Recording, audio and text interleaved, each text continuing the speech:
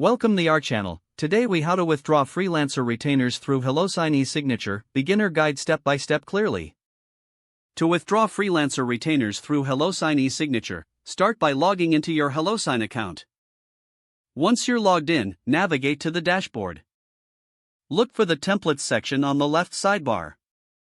Click on Create Template to begin setting up your withdrawal document. Choose the type of document you want to use for your retainer withdrawal. Upload the necessary files related to the retainer agreement. Now, add the required fields for signatures and any additional information. Adjust the layout as needed to ensure clarity and professionalism.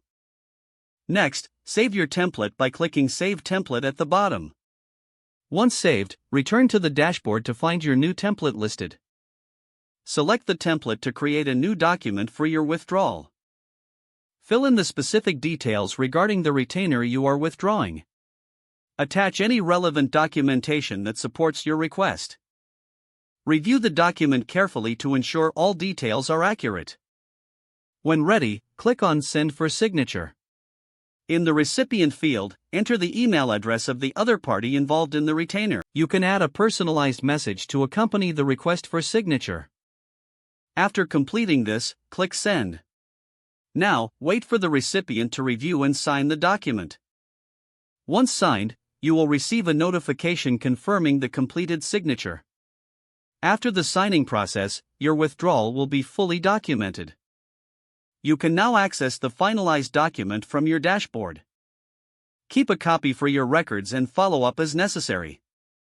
If the page does not load, refresh the browser or try again in a private or incognito window. Make sure you are using the correct email address, then retype it carefully to avoid small typos. If your password is not accepted, use the reset option and create a new strong password you can remember.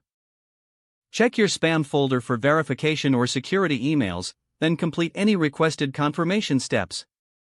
Enable two-factor authentication if available to improve account security and reduce unauthorized access risk.